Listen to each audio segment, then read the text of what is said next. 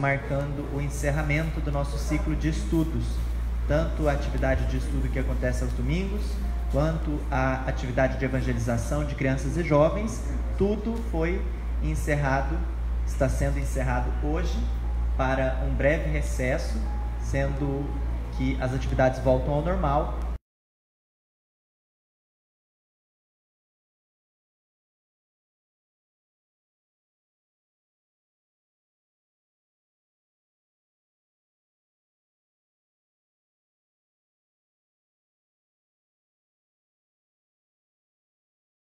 Antes disso, um pouquinho, ali na segunda semana de janeiro, a gente deve ter aqui a nossa atividade do estudo de verão, mas muito em breve a gente volta a conversar sobre isso. O estudo de verão são alguns encontros com começo, meio e fim, para a gente estudar algum tema de interesse da nossa comunidade, que seja mediunidade, a sexualidade, a ansiedade ou a depressão.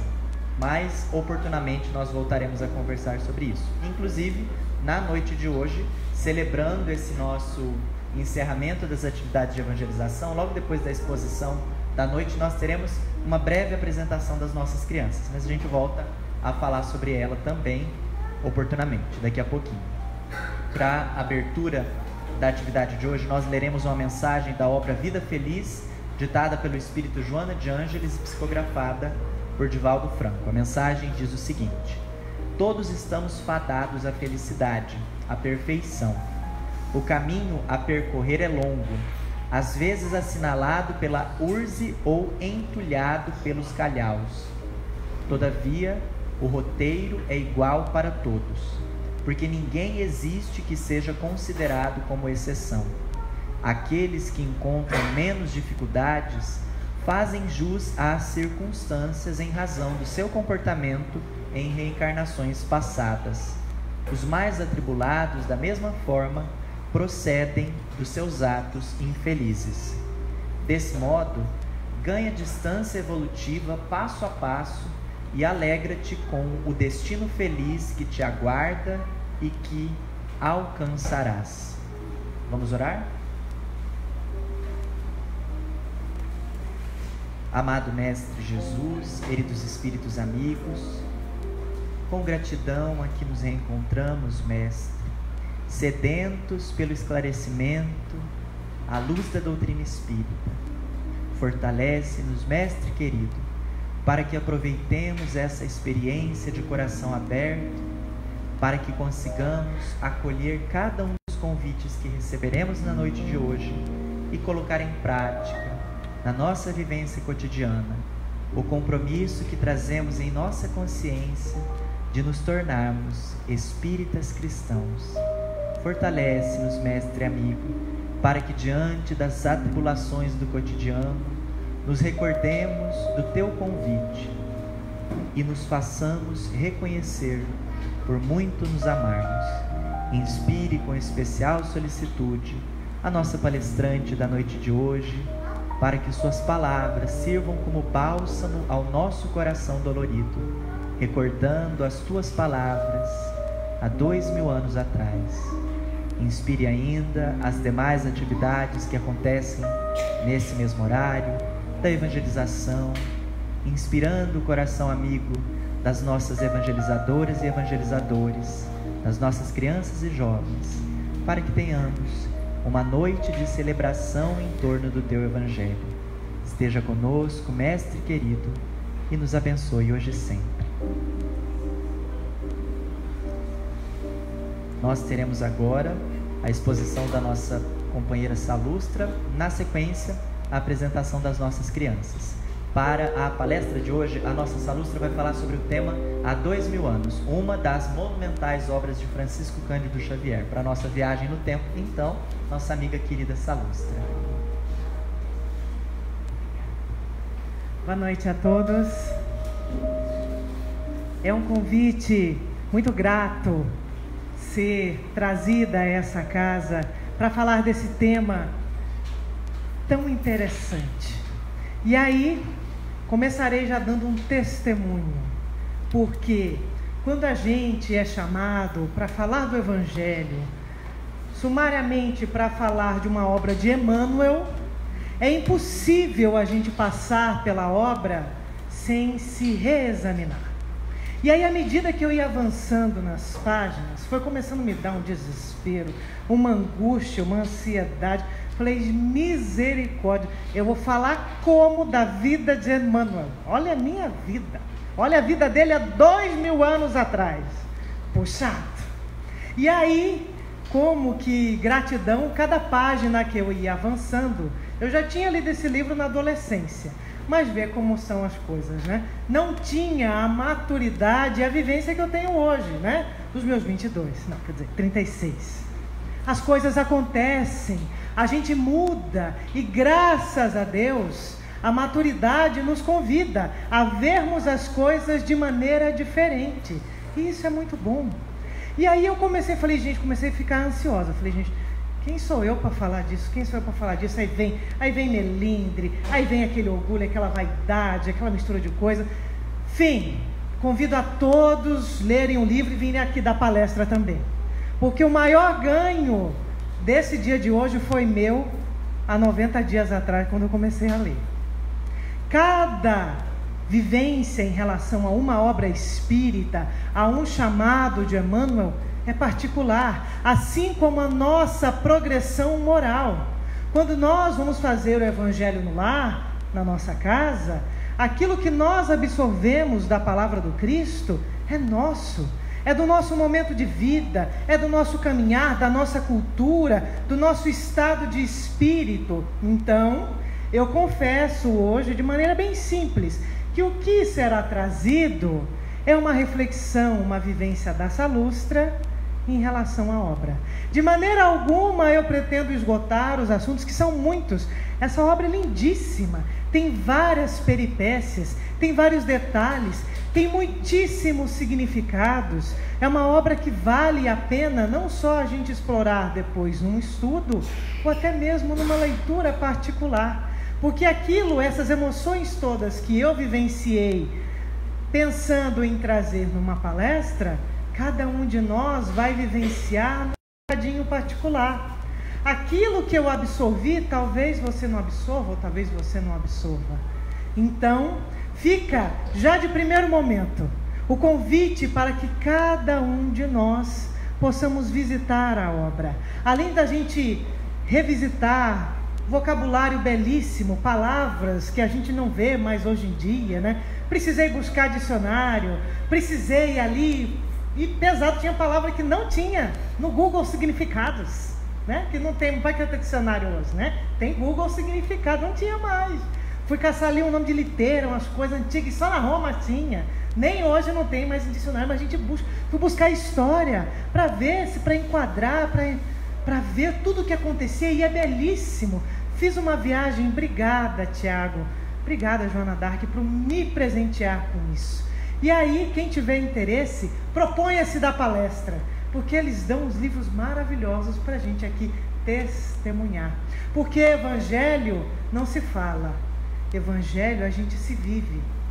Então, não tem como eu ficar lendo sobre Jesus e vim aqui falar com baita eloquência, sendo que minha vida é o oposto disso.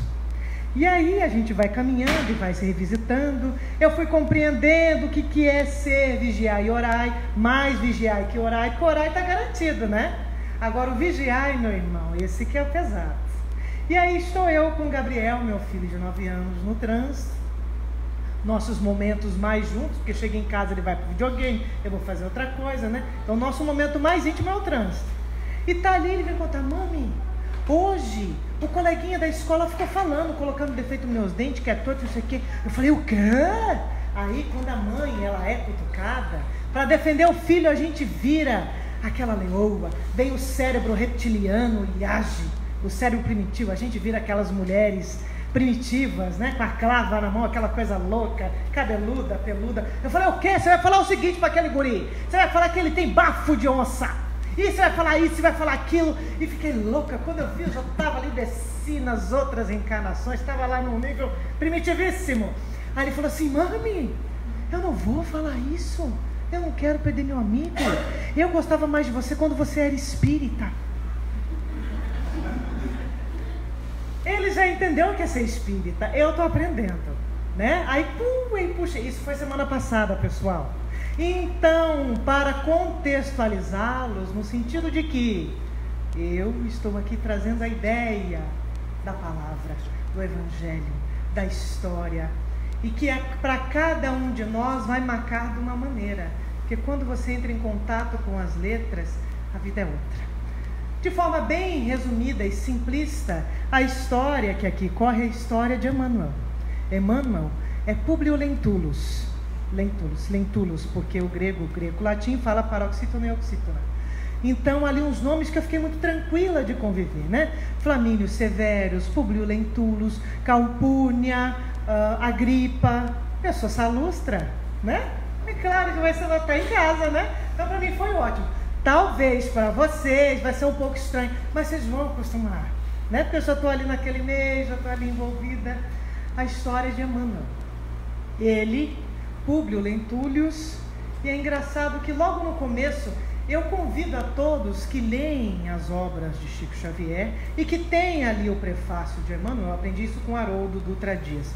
Leiam o prefácio. É a coisa mais linda. Às vezes o prefácio de Emmanuel é mais bonito que a obra inteira. Impossível. Mas ali, ele já dá um roteiro ali para você do que vai ser, da maestria que vai ser a obra. Ai, falei para você, eu não sei lidar com isso aqui não, é muita tecnologia, gente.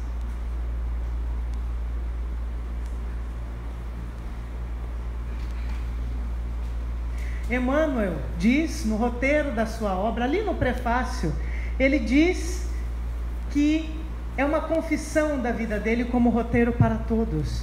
Ele se expõe essa sua encarnação, que corre ali nas 3 primeiras décadas da nossa história depois de Cristo. E ele vai narrar. Ele era um senador romano, patrício, que tinha sua esposa Lívia, a filha Flávia, e que vivia em Roma. Houve então um acontecido da sua filha passar pela doença da lepra, e que não passava bem, não melhorava, e foi-lhe dito, olha, viaja lá para a Palestina, ali pelos ares ali da Galileia, porque lá o ambiente é melhor, lá é mais tranquilo, mais quente, talvez ela melhore. E aí começou toda a sua história, porque ele vai em direção à Palestina. Durante a viagem, um garoto no meio da estrada tira uma pedra e fere a sua família, e ele fica revoltadíssimo. Ele manda prender aquele garoto e manda torná-lo escravo. O que vai acontecer depois? Esse garoto torna-se escravo da família de Flamínio, que era patrício, que era muito amiga também de Públio. Eu vou falando, gente, mas aí vocês pegam mais significado. Se for ficar atento ao nome Flamínio, Públio, né? Foca na salustra. O que acontece? Leva esse garoto para ser escravo, lá em Roma, nessa família de Flamínio. E chega lá, com todos aqueles acontecimentos, já existia a conversa de que existia um profeta, falando coisas muito diferentes naquele lugar. Quando que ele falava que escravo podia conviver junto com o Senhor, que não existia diferença entre as pessoas, o Cristo já se aparece ali como revolucionário. E a turma toda, os judeus, esperando ele com espadas flamejantes, mas ele veio falar de um Deus só. Ele veio falar de perdão, de humildade, e ele chegava sempre num barquinho. Quando ele ia visitar, ele andava demais, ele ia visitar os lugares, ele ia com os seus apóstolos, de uma simplicidade extrema. E o que se narra nesse livro é até o que eu vi uma outra, até ela fala de cosmologia e tudo mais, falando que Jesus, a vibração, a energia dele é muito além da carne. Jesus é uma espécie de consciência, porque aonde ele chegava, tremia. Públio, quando o viu a primeira vez, e foi lá por ocasião de pedir a cura da sua filha, a Flávia, que cada vez piorava mais, e essa era a razão da sua viagem, ele não conseguiu abrir a boca para falar com Jesus. Jesus já sabia o que ele ia fazer lá. E narra-se que ele ajoelha e que ele fica com a garganta ali emaranhada, e que Jesus falava: eu sei por que você veio aqui, mas você não veio aqui porque quis, foi sua esposa que pediu. pela sua filha, e fala, e conversa, e diz, e pronuncia todo o futuro de Públio. Mas Públio não acreditava em Jesus, e ainda assim, pela energia, pela vibração dele, ele se prostrou de joelhos. E ao mesmo tempo em que o Cristo falava com ele, fechou os olhos, elevou o pensamento em prece, o Cristo foi às lágrimas. E ainda assim, Públio ali atado, sem conseguir dizer, sem conseguir se comunicar, a não ser de joelhos diante do Cristo. Nesse momento, Flávia, a filha de Públio, era curada. A pedido de Lívia, que é a esposa de Públio. É engraçado, se a gente for olhar esses romances, os homens que são os mais turrões, perdão, com licença, rapazes, né?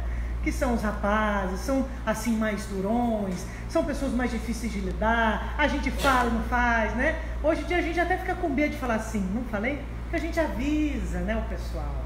Mas o pessoal, né, do cromossomo XY gosta de ir adiante, gosta de ir à frente, gosta de desbravar, e tem marca gente que avisa, não vai. Para depois a gente tem que falar, não falei. Às vezes a gente nem fala, porque senão vai ser pior, não é mesmo? Nós mães, nós irmãs, nós amigas, mulheres, afilhadas, sobrinhas, companheiras, qualquer coisa. A gente tem essa coisa, num sentido maior. Não sei se é o cromossomo XX, é um X a mais, uma perninha a mais ali no Y, que faz a gente ter essa sensibilidade. E Lívia, todo momento, convidando o Públio para a espiritualidade. E nos romances pode ver, a homaiada fica, a mulherada sobe. A homaiada fica, vai pegando as reencarnações. E né? A homaiada fica, a meninada vai subindo.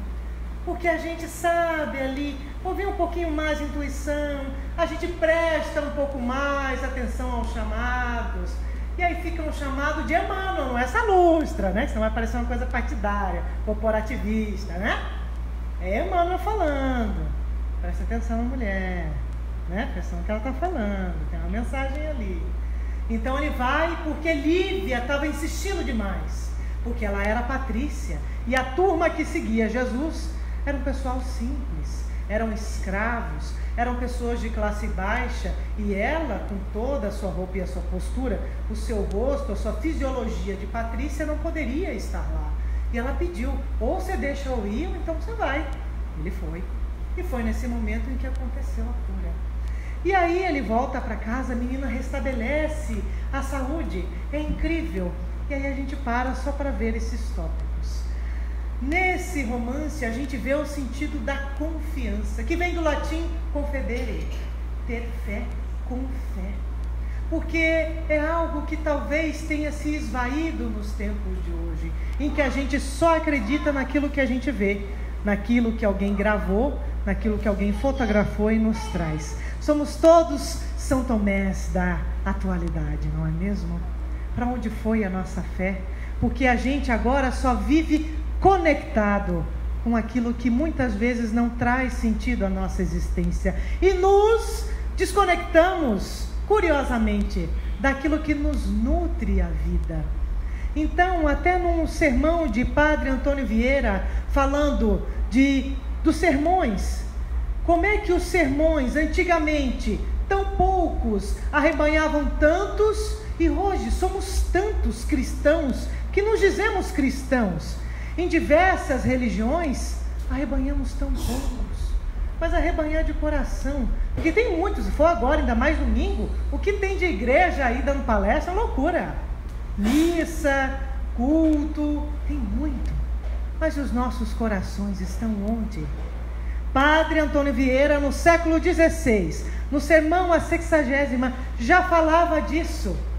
Qual a diferença? Por que aqueles cristãos desciam ao circo, aos leões, em prol de uma causa cristã?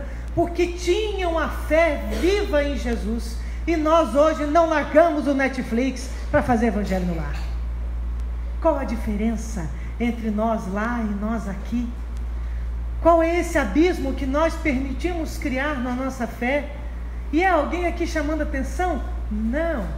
O Espiritismo não quer castigar, não quer humilhar, não quer brigar com ninguém. Falar, olha, você não está fazendo evangelho no lar, vai fazer um agora todo dia. Não. porque é o propósito do Espiritismo, o cristianismo Rede Vivo, é o que a obra vem nos trazer, a essência de Jesus, porque em algum momento nós matamos, se é Rede Vivo, porque em algum momento a gente fez falecer. Então, qual é o significado dessa simplicidade, em que em algum momento nós permitimos perder? E tem mal nisso? Não, tem aprendizado, porque Kardec pergunta aos espíritos a questão das paixões, qual é o grande mal delas? E o espírito de verdade responde: olha, não tem mal nenhum. As paixões, as vicissitudes são qual cavalos alados.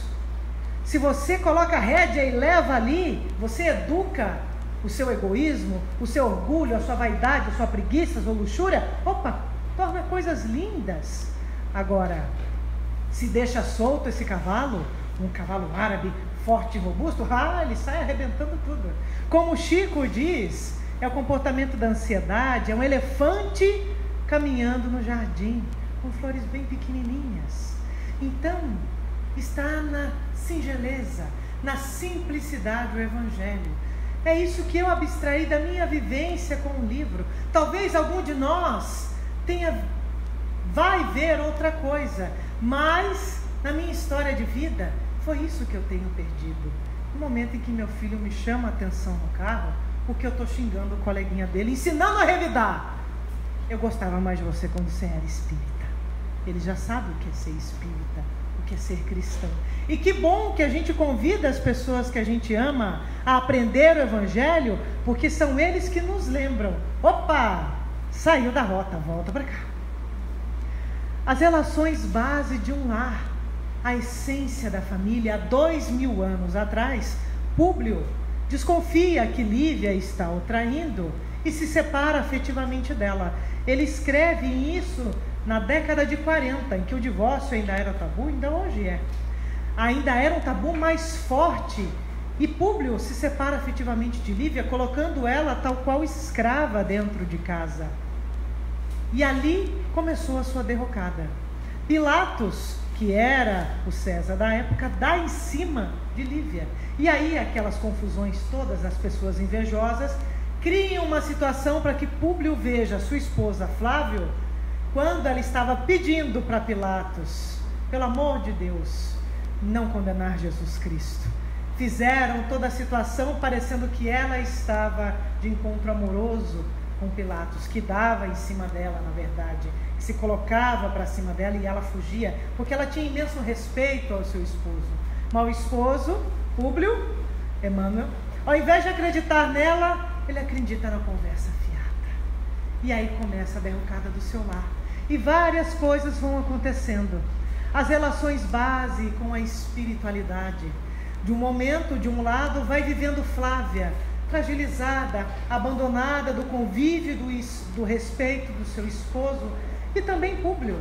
Não é porque ele desacreditou na sua esposa e alijou-a do convívio afetivo que ele estava se sentindo também feliz. Ela tinha fé no Cristo, ele tinha só a si mesmo. Os valores com que se levava. Públio, ao invés de chegar na esposa e perguntar o que tinha acontecido, ali, colocar em pratos limpos se estava ou não, acreditando nela ou não, sabendo da origem dela, ele preferiu acreditar nos terceiros, nas conversas. Sentiu o orgulho ferido da sociedade, o que iriam dizer de nós, patrícios, se envolvendo com outras pessoas, e também se feriu, e também se abandonou.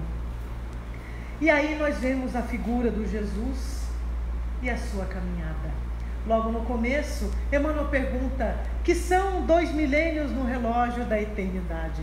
De fato, se a gente para e olha o que acontecia naquela época e o que acontece hoje, assassínios, traições, falta de fé, todo aquele que leva a fé à frente e procura se transformar é alijado, é tido como alguém que não está muito certo da cabeça, é alguém quando preconiza a verdade, a simplicidade, o amor verdadeiro, é alguém compreendido. Vai você perdoar aquele que te fez uma grande feita? Não, você é bobo, você não pode perdoar. Ou então, alguém te magoou demais, e vem alguém e fala: perdoa, você tem que perdoar, ora. Até nisso nós entendemos o Cristo de forma errada. Outro dia veio uma pessoa me contar, me confidenciar que sofreu um abuso. E aí ela fala, mas as pessoas ficam falando para mim que eu tenho que perdoar, tenho que perdoar. Aí eu virei e falei, escuta, mas quem são essas pessoas? Elas sentem a sua dor? Elas viveram o que você viveu?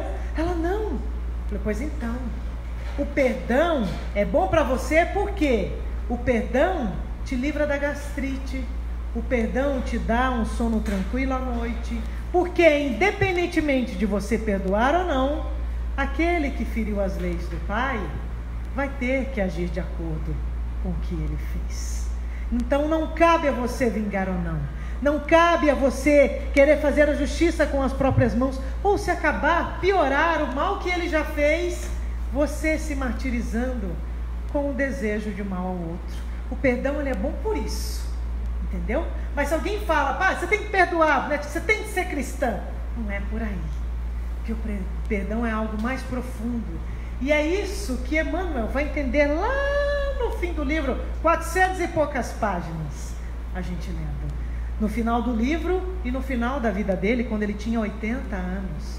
Depois de batalhar bastante, de sofrer muito, porque aquela criança que apedrejou a sua família na sua viagem à Palestina e que ele destinou como escravo, tornou-se um escravo liberto na casa de seu amigo Patrício, Flamínio Severus.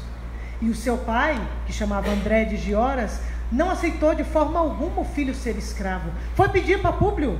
Falou, Públio, pelo amor de Deus, solta meu filho. Mas ele, por conta dos valores e do orgulho de sua estirpe, o ser um senador, não, ele não deixou. Não, ele vai ser escravo. Ofendeu minha família.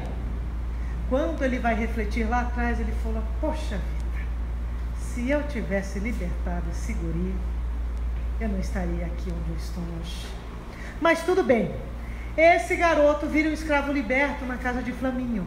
Esse André, que era um judeu lá na Palestina, ficou magoadíssimo e roubou o filho de Públio e tornou-o escravo, mas escravo a serviços pesados dentro do seu lar. Passaram-se muitos anos, muitas ocorrências, e esse André faz com que depois esse filho de Públio segue-o com 2 ferramentas em brasa quando ele era seu prisioneiro. Aí ele falou, tá vendo? Sabe quem está te cegando? É o seu filho. Executou a vingança. Mesmo depois ele foi preso, esse André que executou a vingança, e foi pedir perdão para Públio. Públio já tinha passado por diversas coisas. Lívia já tinha sido levada ao circo, porque quando estava nas catacumbas, era o lugar em que os cristãos se reuniam para falar de Jesus, depois do Calvário. Ela foi confundida com os demais que estavam lá ouvindo as palestras do Cristo. Ela foi levada ao circo em troca da sua escrava. E ele, passando por todas aquelas situações, ele não entendia aquela confusão toda. Depois de ter passado até pela perda da esposa nesse sentido, ele perdoou o André. Mas ao fim da obra, quando ele vai fazer a reflexão da sua vida, ele pensa, veja, um simples gesto. Se naquele episódio, daquele garoto, eu tivesse perdoado a insanidade daquela criança e não colocado como escravo, quão diferente seria a minha vida. Eu não teria que ficar na Galileia por tanto tempo, não teria perdido a minha esposa para o ciúme de Pilatos, não teria perdido meu filho. E ele faz toda uma reflexão. Mas ainda assim ele passou 80 anos para chegar nessa conclusão. Logo, nós não devemos exigir de nós a santidade que ainda não nos cabe. A experiência chega para nós na medida da nossa prontidão. Quando estamos prontos, o trabalho chega para aquele que está azado na hora do momento do trabalho.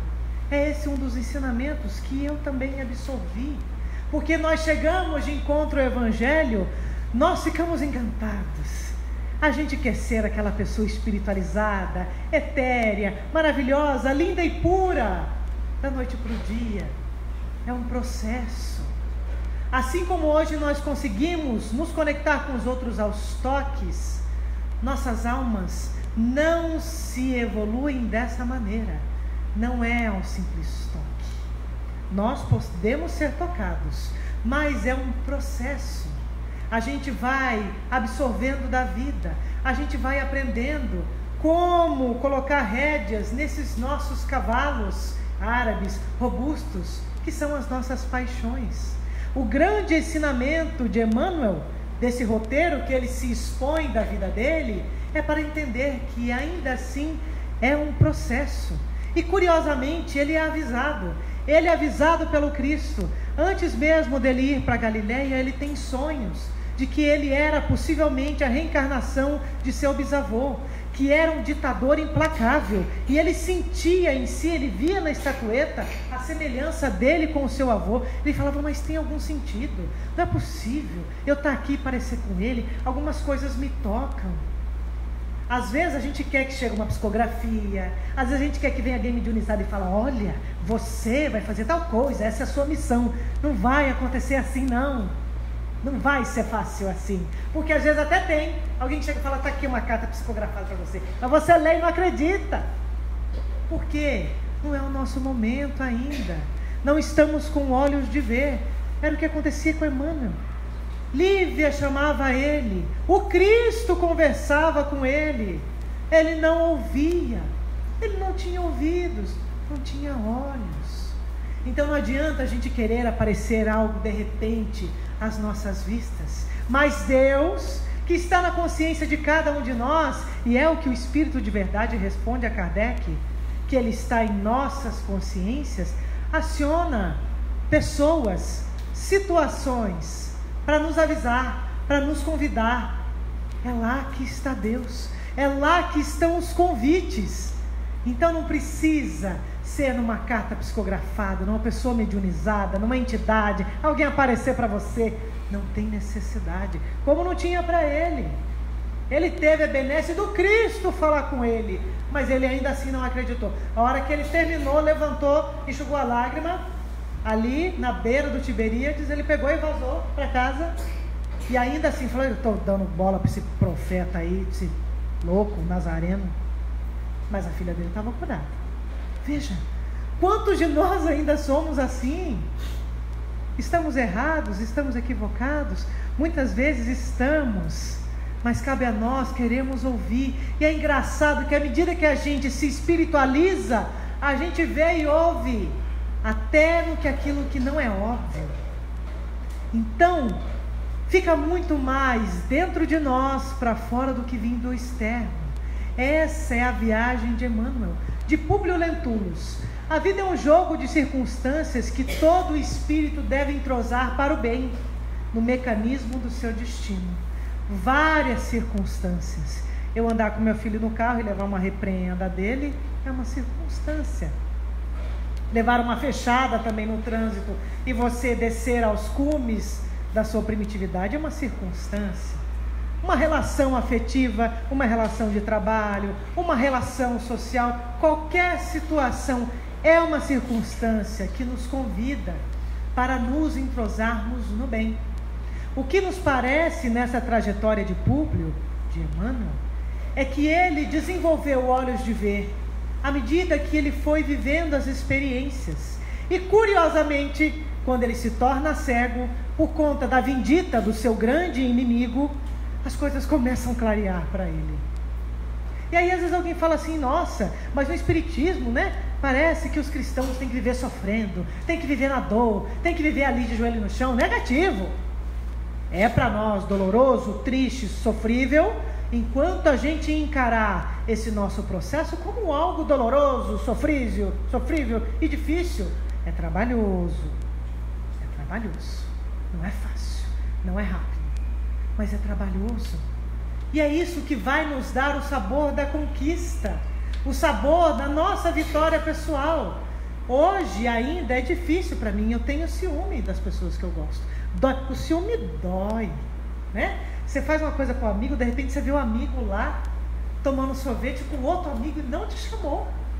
Dói, fere, machuca. Não é doloroso? É doloroso, né? Ainda mais as redes sociais hoje estão trabalhando a favor das vicissitudes, porque na hora você já sente. Você manda mensagem, a pessoa visualiza, não te responde, o orgulho, a vaidade, coisa louca. Você já fica aí, você já quer bloquear, você já quer excluir a pessoa. Está sendo tudo mais rápido. E aí, o que a gente faz? Não consegue lidar? Puf, suicídio. É muita turbulência para a cabeça. Entender que o outro vai responder ou corresponder na medida dele, no momento dele, do jeito dele. Nós aprendemos lá no Se Viver a acolher as pessoas como elas são. Eu te recebo como você é, não como eu quero que você seja. Isso é dificílimo. A gente começa o PSV, 80 pessoas, aquela loucura, todo mundo quer ser voluntário, né? Quer prevenir suicídio. O primeiro passo para prevenir o suicídio é estar disponível, é acolher o outro, do jeito que ele vem. É não dar conselho, é não dizer o que fazer, é não julgar. Cadê Jesus? Está aí, está lá Jesus. É acolher, não julgar, receber do jeito que a pessoa é. É difícil, é dificílimo, porque quando a pessoa vem, ela vem com problema, a gente adora, né? Ou coisa boa, é você dar solução para o problema alheio. Uma delícia. Vai resolver o teu. Não, peraí. Eu continuo. O buraco é mais embaixo aqui. É mais difícil. Mas do outro é a coisa mais fácil. É o que Públio Lentulus fazia. Sentenciava que era uma beleza. Tirou Pilatos do poder. Depois tirou Nero do poder. Uma loucura esse homem. Podia ter defendido Jesus? Podia. Ele fez. Uma sentença de Públio Lentulus poderia tirar Jesus daquele processo. Mas ele, assim como Pilatos, absteve-se. Ficou ali, com o negócio na mão ali, a papelada, vendo aquela turma, aquela loucura, o que foi também um choque para mim, porque eu não sabia que a multidão, e eu vou aqui confessar a minha ignorância, eu não sabia que a multidão gritava ensandecida para crucificar Jesus. Nós estávamos lá desesperados para crucificar Jesus. Éramos nós. O que aconteceu? Jesus estava, já sabia que estava nessa última ceia com os apóstolos, anunciou a cada um, falou, olha, vocês todos vão me trair, pá, pá, pá, pá. Aí o pessoal, não, eu não vou te trair, imagina. Aí chegou Pedro e falou, pô, senhor, eu vou te trair não. Eu falei, rapaz, você vai me trair 3 vezes no lugar do cantar.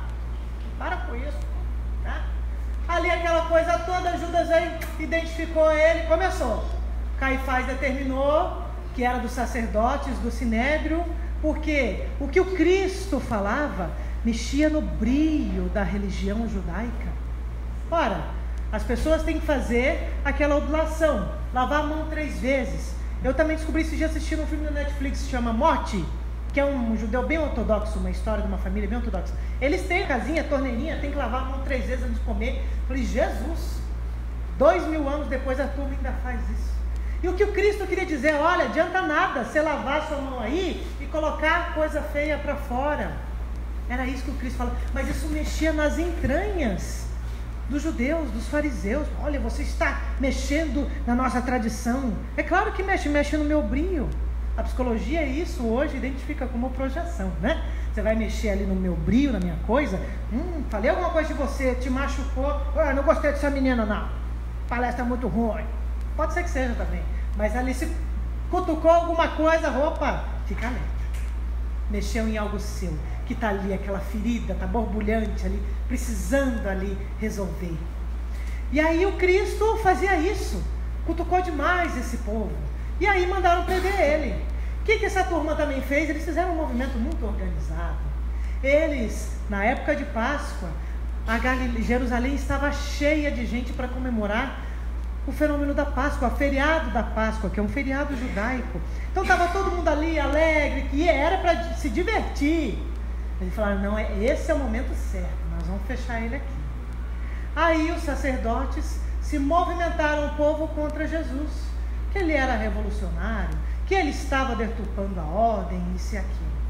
Inflamou a população fez, começou a ficar louca, ensandecida, né? Chegou lá, mandaram chamar Públio. Olha, vamos lá, Pilatos está te chamando. A multidão está ensandecida com esse novo profeta, esse profeta de Nazaré. Vamos ter que resolver isso. Aí chamam ele lá para resolver. E aquele, não, mas o que nós vamos fazer para atender ele? Não, então vamos só açoitar. Vamos açoitar antes de açoitar. Vamos mandar lá para Herodes, né? Ele não é Galileu, manda lá para Herodes resolver. Ninguém queria pegar a situação de Jesus para resolver. Ele não tinha erro. Quem que queria assumir a responsabilidade de condenar? Ninguém queria. Era o povo que queria. Eles queriam atender o povo. E está toda aquela situação, isso é narrado no livro. Está toda aquela situação, vai lá, manda lá para Herodes. Herodes manda vesti-lo com uma túnica de rei, crava nele uma coroa de espinhos venenosos e dá para ele uma, como que chama? Uma cama. O rei dos judeus. Acha com sarcasmo, eu não vou lidar com isso aí não, ele não é rei? Ele é rei dos judeus, vai lá, manda ele para lá. Também não resolve. Volta para Pilatos lá resolver. Aí chega lá, então vamos só açoitar, às vezes o pessoal fica tranquilo, né? Vamos ver, aí o pessoal acalma a multidão que está desesperada, o problema era a multidão. Açoitaram Jesus. Acabaram com Jesus e lá também que bateram também um pouco no povo, porque o povo estava demais, desesperado. Não resolveu, crucifica Jesus. Para crucificar, falou, olha, a gente tem uma tradição. Na Páscoa, a gente sempre solta um ladrão, um criminoso, né? Um fenômeno do feriado, libertação e tal. Traz Barrabás. E aí, pessoal, Jesus ou Barrabás, que era esse sim, era revoltado, rebelde, insurreito, matava as pessoas, era implacável. E aí, pessoal, Jesus ou Barrabás? Não, Barrabás, solta Barrabás. Eu tenho certeza que se hoje vier alguém como Jesus, convidando a gente a amar o inimigo de forma revolucionária, como ele fez, a gente liberta o nosso Barrabás de hoje também. Porque é muito difícil a gente amar o inimigo. É muito revolucionário, é muito diferente. Só que é inteligente. Porque o seu inimigo provoca em você algo que o seu amigo não faz. O seu inimigo tira daquele lugar que eu não aguento mais falar, hoje está tão falado, né? Zona de conforto. O seu inimigo, sendo obsessor, te traz para a casa espírita. Você tirar o encosto. O seu inimigo faz você sair do seu eixo. O seu inimigo faz você querer ser melhor, nem que seja para ser melhor que ele. Por isso que a gente tem que amar o inimigo, não no sentido de ser bonzinho, mas de ver que existe oportunidade nesse ser. O Cristo, ele é inteligente, ele não é essa bondade bobó que a gente imagina. E aí ele faz isso. Nós escolhemos Barrabás, nós, sociedade, nós aqui falando entre nós, espíritos imortais, porque somos reencarnacionistas, né? Então a conversa hoje aqui não é com o pessoal que está vivendo hoje aqui, é com o espírito imortal. A gente escolheu Barrabás. E aí Públio, vendo tudo aquilo ali, segurou, falou, então deixa, né? A multidão quer que mata ele, crucifica, vamos deixar, eu não acredito muito nele e tal. Quando Emmanuel se expõe, ele assume essa responsabilidade também de ter feito algo não fez. Assim como Saulo, quando é parado por Jesus e diante daquela situação ele se prostra e pergunta, Senhor, o que queres que eu faça? Imagina a vida de Saulo até aquele momento no deserto, caindo do cavalo. Ele poderia se emergir numa situação de culpa, de remorso, de desespero incrível, chorar, pedir perdão. Ele, opa, peraí, então vamos recomeçar. Senhor, o que queres que eu faça? Jesus falou para ele, não, vai para a cidade e lá você vai descobrir. Nem isso Jesus falou, porque é a caminhada de Paulo. Até o Cristo, assim como Deus, respeitou o livre-arbítrio dele seguir a sua jornada. E Emmanuel, nos expondo a sua jornada, ele também diz, olha, pessoal, falei feio, mas estou aqui, em retirada a uma proposta nova, a uma vida nova. Por isso que a vida com Cristo não é vida de dor, não é vida de sofrimento, não é vida de remorso, não é vida de lágrimas melindrosas, de chorar o passado, de se castigar. Ah, eu errei, errou, mas vamos embora. É o que Emmanuel fez. Ele imediatamente recobrou a consciência, aprendeu. Porque até então, ele não conseguia ver com os olhos do Cristo, com os olhos de Lívia, a sua esposa. Ele não tinha essa capacidade. Podemos culpá-lo? Não. Ele não tinha essa capacidade. E quantos de nós, com quem nós convivemos, também não tem essa capacidade de compreender, de entender, de captar as mensagens? Então fica a nossa experiência cristã diante da experiência do outro. Veja como é belíssimo o nosso progresso, a nossa caminhada com Cristo. Não é a mesma, não é uma só. O Cristo veio para evangelizar-nos a todos, mas cada um na nossa individualidade. E Emmanuel, se expondo, ele traz isso. Ele fala de Lívia sendo a mulher, o símbolo do santuário, do lar e da família. Na sua espiritualidade pode, muitas vezes, uma simples reflexão, devassar mistérios insondáveis dos caracteres e das almas, na tela espessa e sombria das reencarnações sucessivas e dolorosas. Lívia era o seu anjo protetor, a quem o recomendava a todo momento a luz, a quem ele chamava, a quem ele convidava, e ele reconhece isso já no final da sua experiência. Isso é a narração dele na década de 40, através de Chico Xavier, porque há 2000 anos atrás, ele não sabia disso, ele não tinha entendido isso. E olha que bênção ele trazer isso para a gente hoje. Nós também, mulheres, descartamos os conselhos, os olhares de nossas mães, de nossas avós, de nossas filhas, de pessoas com quem convivemos, porque são pessoas que têm mais experiência. E assim nós avançamos. Esse momento em que Jesus está falando para Públio: não é o teu sentimento que salva a filhinha leprosa e desvalida pela ciência do mundo, porque tens ainda a razão egoística humana. O Cristo, ele lê a nossa essência. É sim a fé e o amor de tua mulher, porque a fé é divina.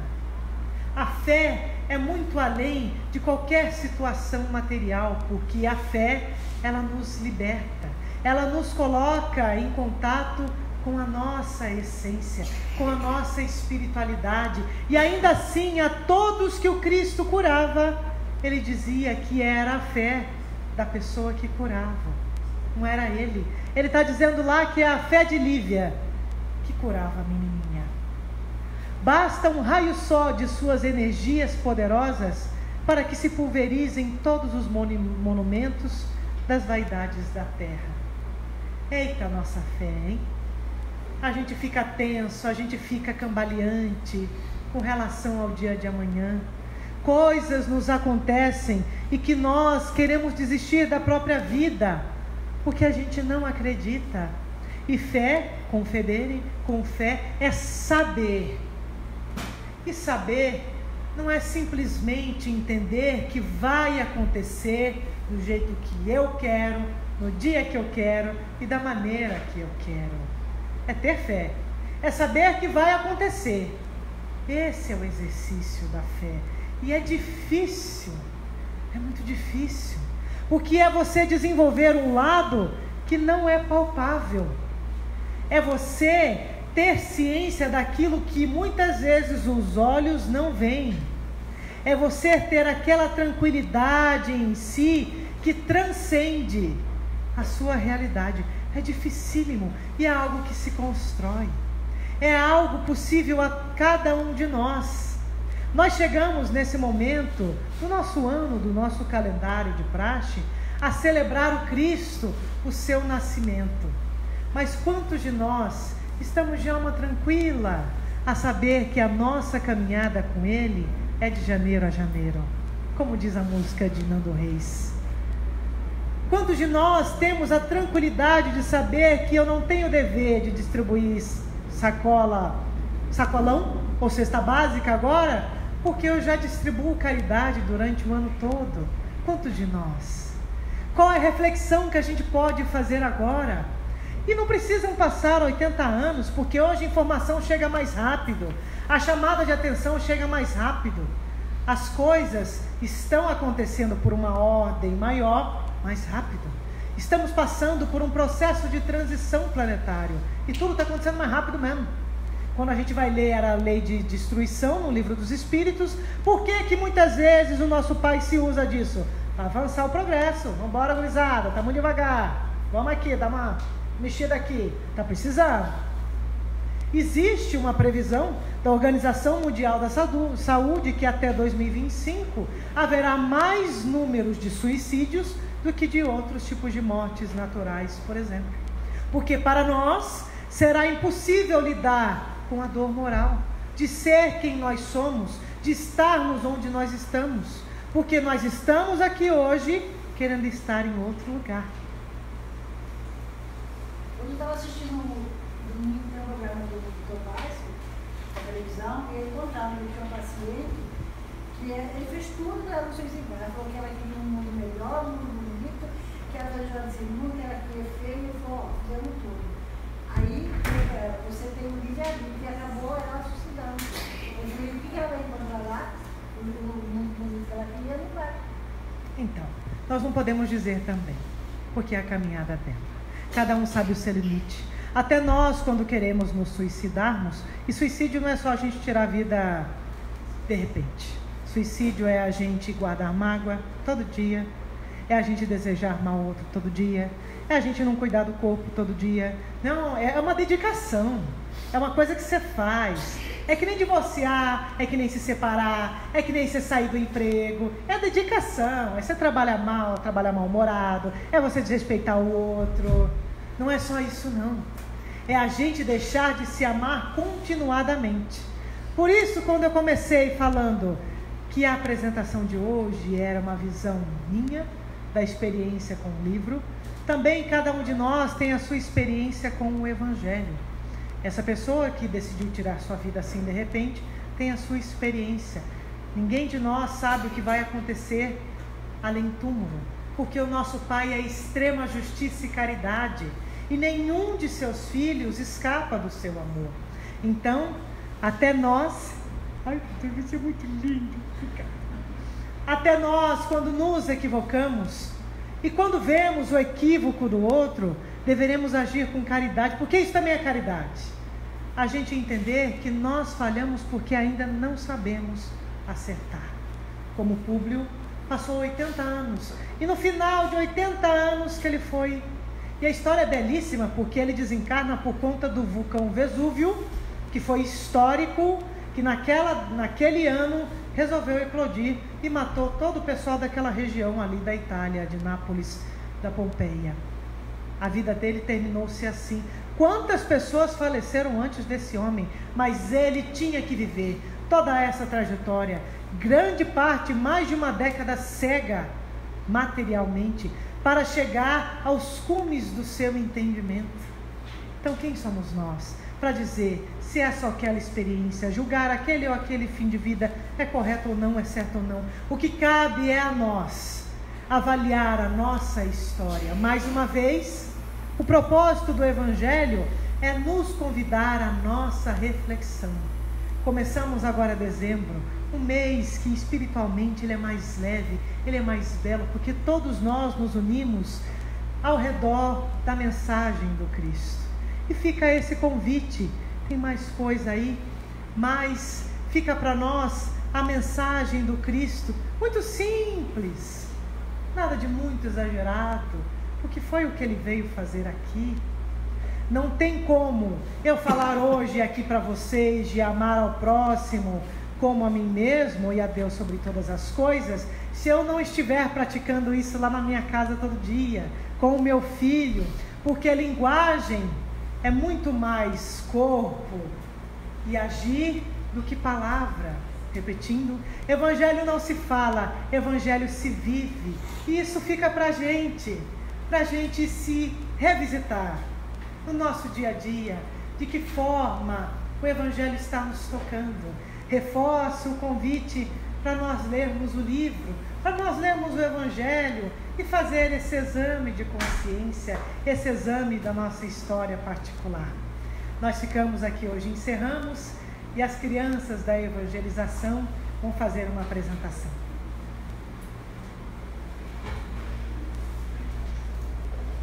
Nossa gratidão à Salustra pela exposição da noite de hoje.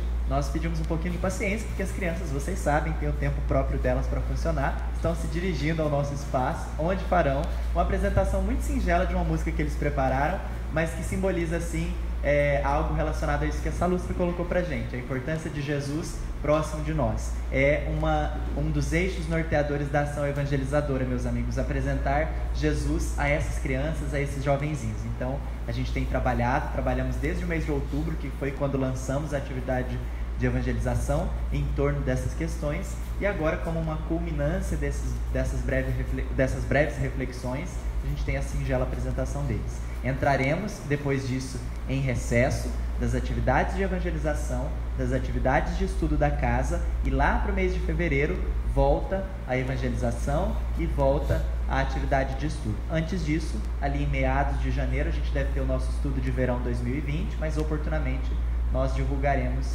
essa atividade também. Eu vou pedir para a produção, talvez, verificar se as crianças já estão aí. Estão chegando? Então, a gente vai aguardando as crianças chegarem nesse tempo. Você quer comentar alguma coisa, Salustra? Às vezes algo que ficou faltando do material? Então, meus amigos, vamos aguardar ainda concentrados que as crianças estão chegando.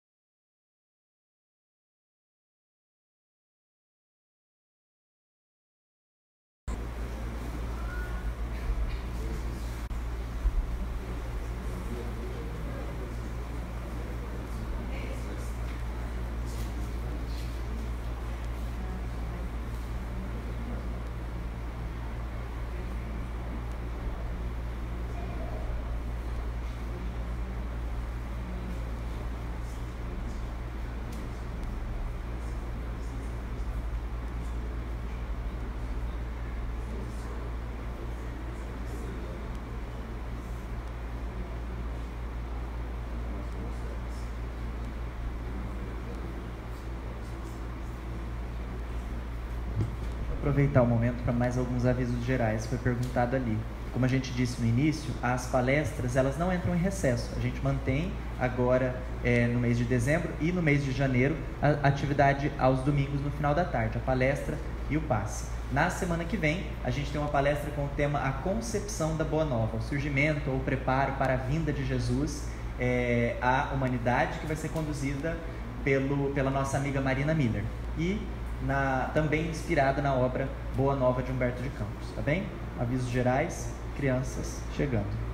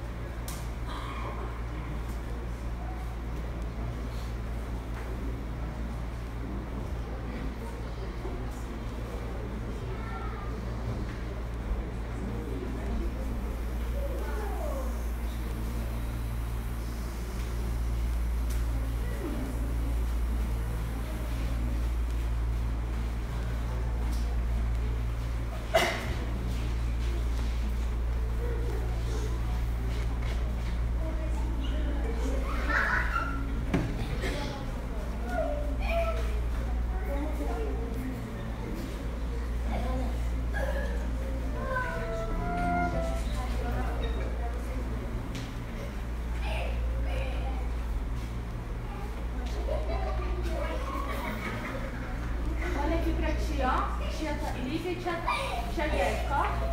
Vamos.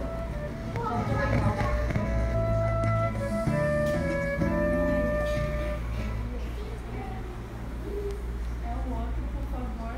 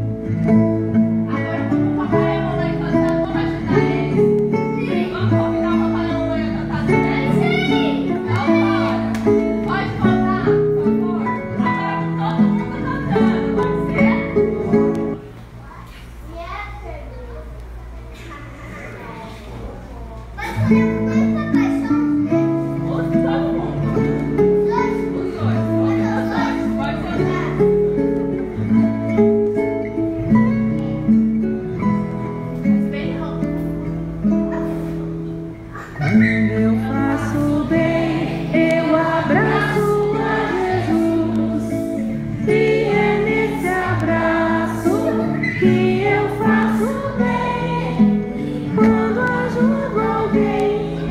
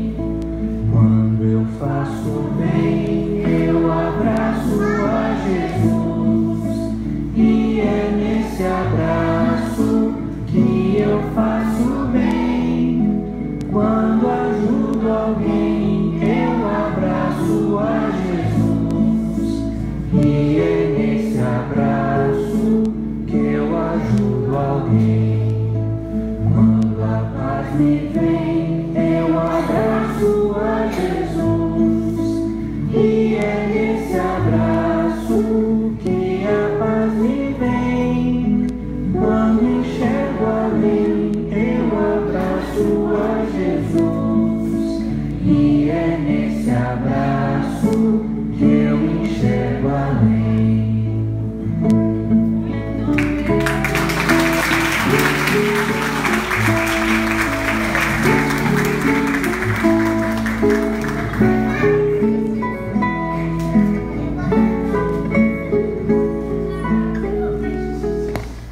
Amigos, vamos orar.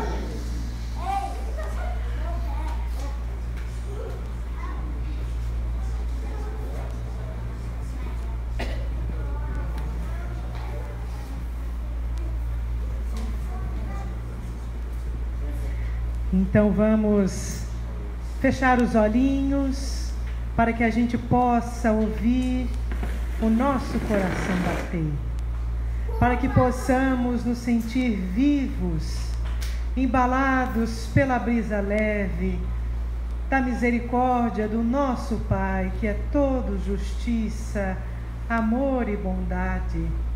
Nos sentirmos vivos por estarmos aqui, sendo banhados pelo Evangelho, a boa nova do Cristo Jesus, que veio nos convidar à salvação pela humildade, pelo amor, pela glória. Nós te louvamos, ó Mestre querido, pela oportunidade de estarmos contigo, através da simplicidade do encontro com a tua experiência conosco. Que sejamos dignos, ó Mestre Jesus, de te recebermos ao nosso lado, em nosso lar. E te rogamos, ó Mestre querido, esteja em todos os lares aqui representados, esteja com os nossos inimigos, sejam eles encarnados e desencarnados. Fortaleça nossos anjos de guarda, para que tenhamos a fé fortalecida, para que tenhamos as energias renovadas. Abençoe o momento de agora e os dias de amanhã. Esteja com os doentes, os perdidos, os endurecidos, os desfalecidos, aqueles que ainda não querem te ouvir, e que sejamos nós, ó Mestre, inspirados pelo teu amor, ao sermos tocados por qualquer outra alma que vem conosco ter a palavra, ter o contato, ter o convívio. Que sejamos nós, Mestre Jesus, a ponte entre o Senhor e a paz no coração do nosso irmão. Que assim seja.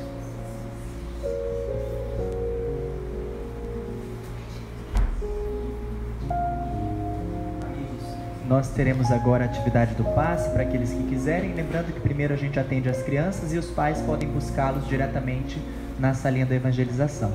Os demais podemos aguardar aqui mesmo, que seremos encaminhados à atividade. No domingo que vem, às 18 horas, a palestra A Concepção da Boa Nova com a nossa amiga Marina Miller, e as atividades de evangelização retornam lá em fevereiro. Boa noite, boa semana e até daqui a pouco.